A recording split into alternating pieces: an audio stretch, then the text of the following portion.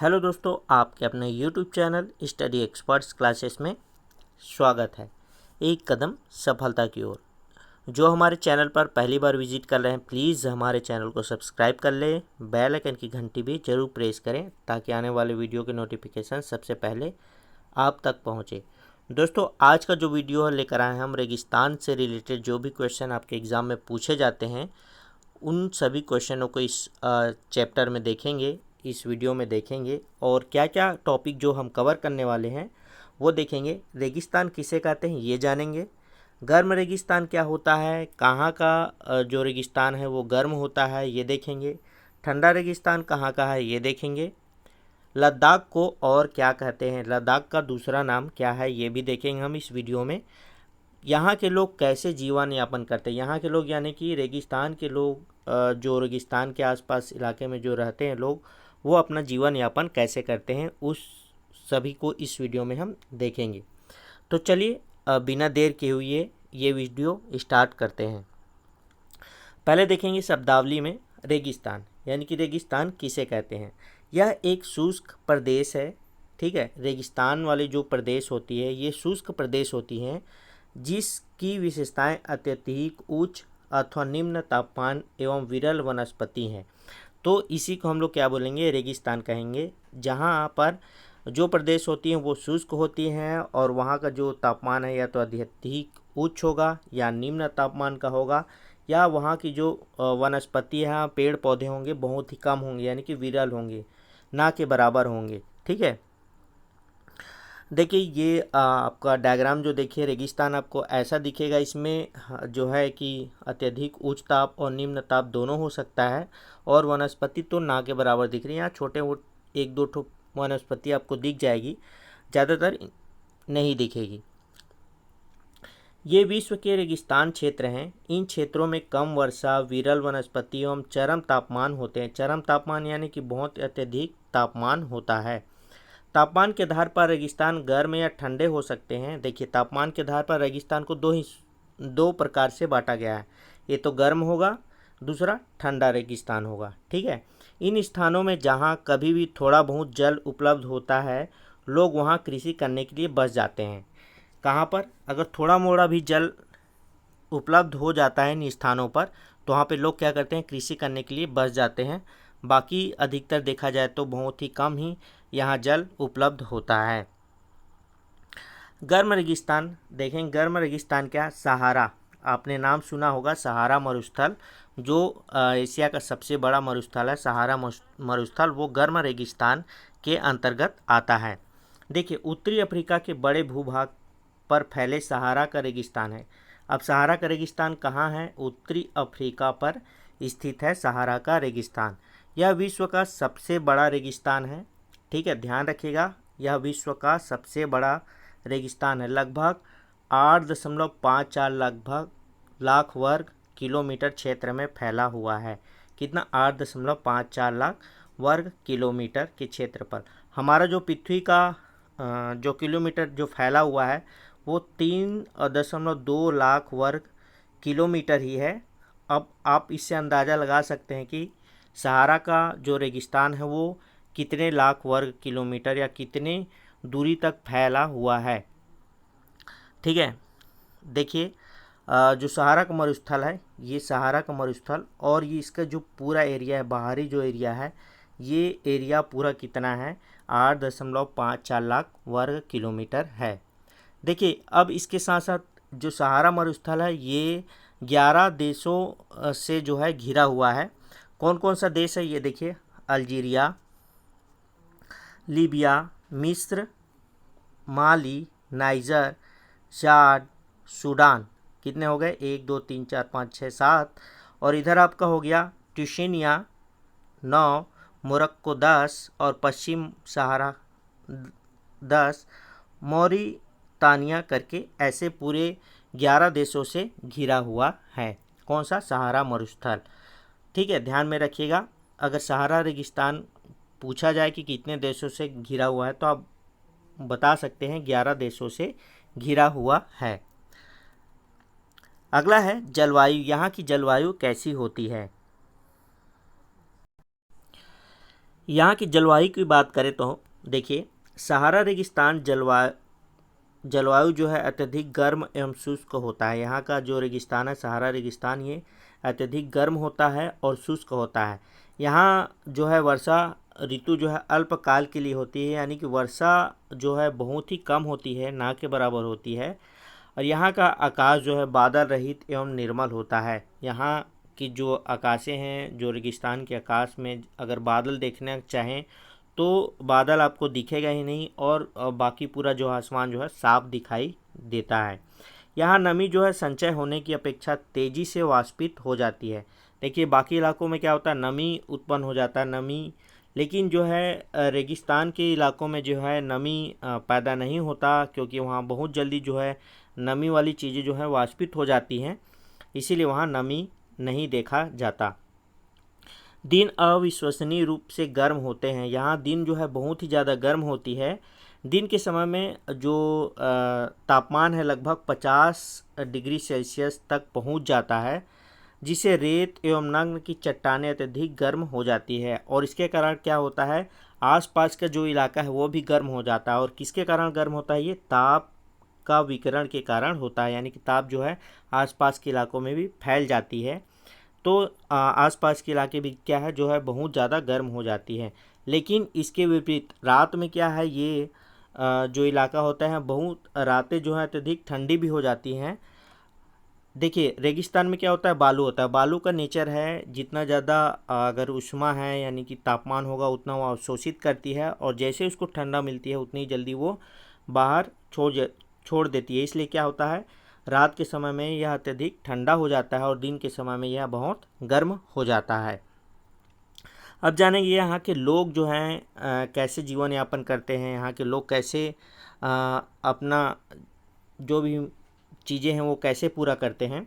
सहारा रेगिस्तान की कष्टकारी जलवायु में विभिन्न समुदाय के लोग निवास करते हैं, जो भिन्न भिन्न क्रियाकलापों में भाग लेते हैं। इनमें होता है बेदोइन एवं तुआरेग भी शामिल है। देखिए, ये एक प्रकार का जो है क्रियाकलाप होता है जो रेगिस्तान के इलाकों में करते हैं वहाँ के लोग, बेदोइन और तुआरेग करके जो है क्रियाकलाप होता है। देखिए, इसके विपरीत जो है चलवासी जनजाति के लोग जो है बकरी, भेड़, ऊँट, घोड़े जैसे पशुधन को पालते हैं, और इन पशुधन से क्या करते हैं वो उनको दूध मिलता है, और दूध के अलावा अगर उनको और कुछ भी चाहिए तो उनके खाल से ये पेटी, जूते, पानी की बोतल बनाने के लिए चमड़ा प्राप्त करते हैं। किससे, इन पशुओं से, किनके, बकरी, भेड़, ऊँट और घोड़े से।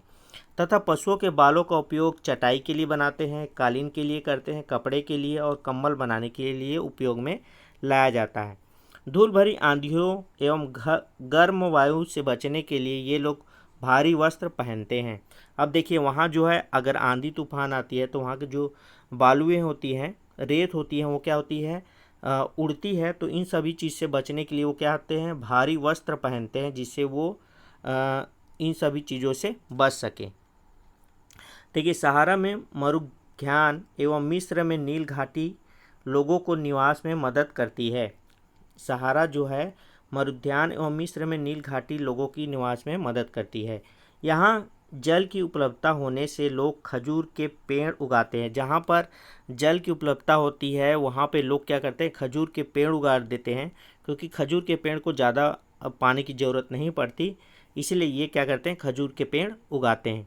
यहाँ चावल, गेहूँ, जौ, सेम जैसी फसल भी उगाई जाती है समय समय पर। मिस्र में उगाए जाने वाली जो कपास है वो पूरे विश्व में प्रसिद्ध है।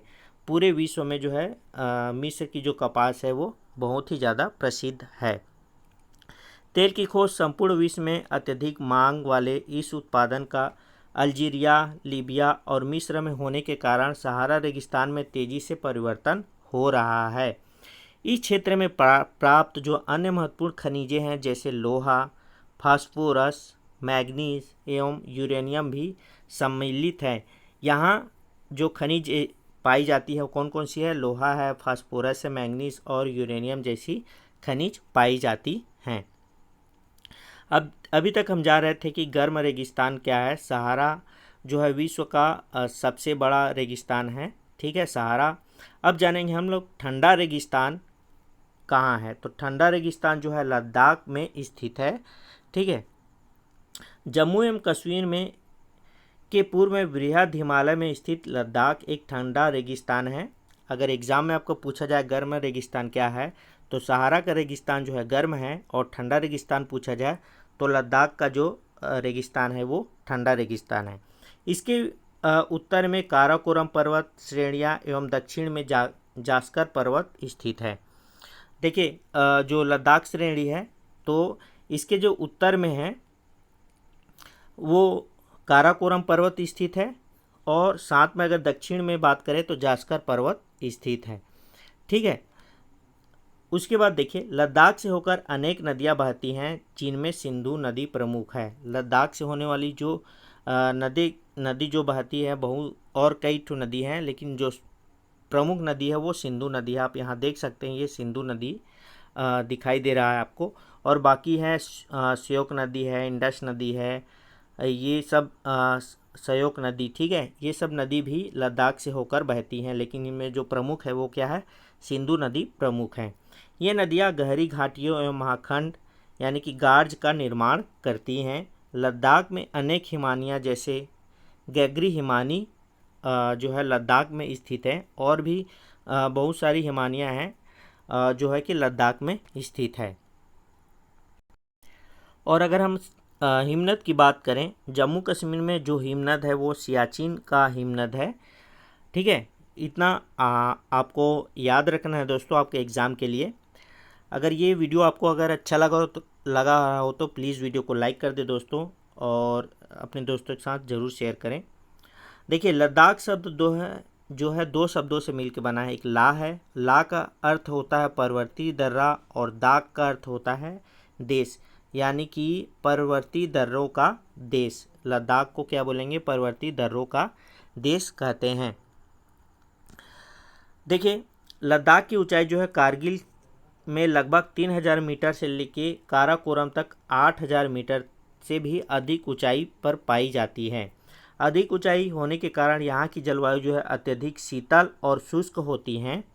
इस ऊंचाई पर वायु परत जो है बहुत पतली होती है, जिससे सूर्य की गर्मी की अत्यधिक तीव्रता महसूस होती है।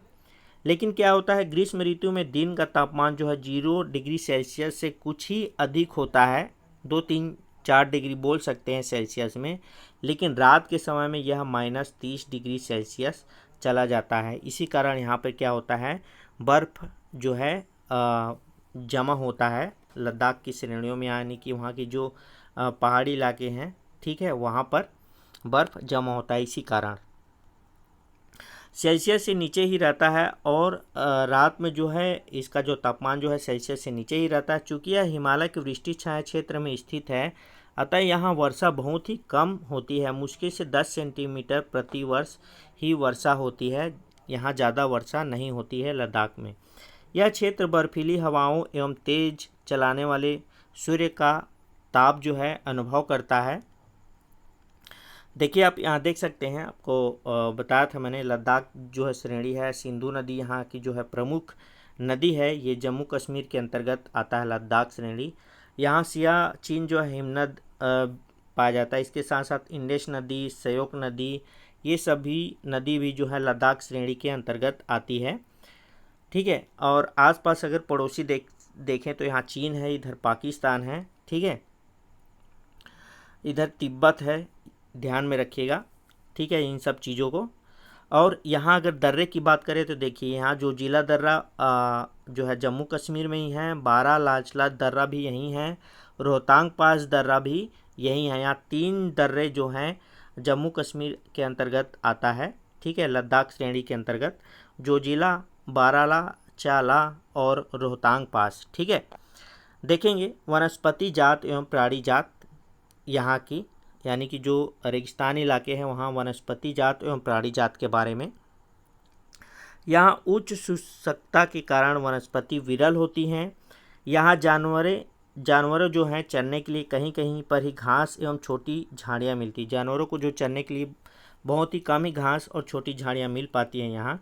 घाटी में सरपत, विलो और पॉपुलर के उपवन देखे जा सकते हैं। कौन सा? सरपत, विलो और पॉपुलर के उपवन देखे जा सकते हैं। सरपत विलो जो है आपका क्रिकेट का बल्ला बनाने के काम आता है। यहाँ इसकी जो पेड़ की जो टहनियाँ वगैरह हैं इसी से जो है क्रिकेट के बल्ले बनाए जाते हैं। ग्रीष्म ऋतु में सेब, खुबानी, अखरोट जैसे पेड़ भी पल्लवित होते हैं, यानी कि यहाँ पे उगाई जाती हैं। लद्दाख में पक्षियों की विभिन्न प्रजातियाँ नज़र आती हैं, जैसे इसमें है राबिन है, रेड स्टॉर्ट है, तिब्बती स्नोन कॉक है, रेवन है, हुप है। ये सभी जो है पक्षी जो है लद्दाख की श्रेणियों में नज़र आते हैं। ये जो पक्षी हैं ये प्रवासी पक्षी हैं जो बाहर ही देश से जो है यहाँ आते हैं। लद्दाख के पशुओं में जंगली बकरी, जंगली भेड़, याक और विशेष प्रकार के कुत्ते भी शामिल हैं। इन पशुओं से जो है दूध, मांस, खाल निकाला जाता है। यहाँ जो है यहाँ के जो लोग हैं जो है दूध का उपयोग करते हैं। याक के दूध का उपयोग जो है पनीर बनाने के लिए करते हैं, मक्खन बनाने के लिए किया जाता है। भेड़ एवं बकरी के बालों का उपयोग जो है ऊनी वस्त्र बनाने के लिए किया जाता है। देखिए कुछ इम्पोर्टेंट चीज़ जान लेते हैं। लद्दाख को खापा चान यानी कि खापा चान भी कहते हैं, जिसका अर्थ होता है हिम भूमि। ध्यान रखिएगा, लद्दाख को और क्या कहा जाता है? खापा चान भी कहा जाता है, जिसका अर्थ होता है हिम भूमि। क्रिकेट का सबसे अच्छा बल्ला जो है सरपत विलो पेड़ की लकड़ी से बनाया जाता है। मैंने आपको अभी भी बताया था कि सरपत विलो जो है क्रिकेट की बल्ला बनाने के काम आता है, यानी कि जो पेड़ की लकड़ी है उससे जो है बहुत ही अच्छा क्रिकेट का बल्ला बनाया जाता है। मनाली लेह राजमार्ग जो है 4 दर्रों से गुजरता है। रोहतांगला, बारालाचला, लुंगरालाचा ला एवं टंगलंग ला, ये 4 दर्रे हैं जो है मनाली लेह राजमार्ग 4 दर्रों से जो है गुजरता है। यह राजमार्ग केवल जुलाई से सितंबर के बीच खुलता है, जब बर्फ़ का मार्ग से हटा दिया जाता है, यानी कि बर्फ़ जो होती है उनको मार्ग से हटा दिया जाता है, तभी ये वाले रास्ते को जो है खोल दिया जाता है। कब खोला जाता है? जुलाई से सितंबर के बीच में। देखिए ग्रीष्म ऋतु में यहाँ के निवासी जो है जौ, आलू, मटर, सेम, शलजम की खेती करते हैं। शीत ऋतु में जलवायु इतनी कष्टदायी होती है कि लोग धार्मिक अनुष्ठानों एवं उत्सवों में अपना जो है समय व्यस्त रखते हैं। यहाँ की महिलाएं जो हैं बहुत परिश्रमी होती हैं और कुछ न कुछ करते ही रहती हैं दिन भर काम। वे केवल घर का काम को छोड़कर जो है खेती का काम भी करती हैं, छोटे व्यवसाय भी करती हैं और दुकानें भी संभालती हैं। लद्दाख की राजधानी क्या है? लेह है और सड़क एवं वायु मार्ग द्वारा भली भांति जुड़ी हुई हैं। लद्दाख से लेह जो है सड़क और वायु मार्ग द्वारा जुड़ी हुई है। राष्ट्रीय राजमार्ग 1A लेह को जोजिला दर्रा होते हुए कश्मीर घाटी से जोड़ता है। आपका एग्जाम में क्वेश्चन बनता है कि राष्ट्रीय राजमार्ग 1A लेह को किस दर्रे से जोड़ती है? जोजिला दर्रा होते हुए कश्मीर घाटी से जोड़ती है। तो दोस्तों आज के लिए बस इतना ही। ऐसे और भी वीडियो आपके लिए हम लाते रहेंगे। तब तक हमारे वीडियो को आप लाइक कर दें, अच्छा लगा हो तो, और अपने दोस्तों के साथ ज़रूर शेयर करें और कमेंट करके कमेंट बॉक्स में भी हमें कमेंट दें। और हमारे चैनल को अभी तक सब्सक्राइब नहीं किए तो प्लीज़ हमारे चैनल को सब्सक्राइब भी कर लें। धन्यवाद।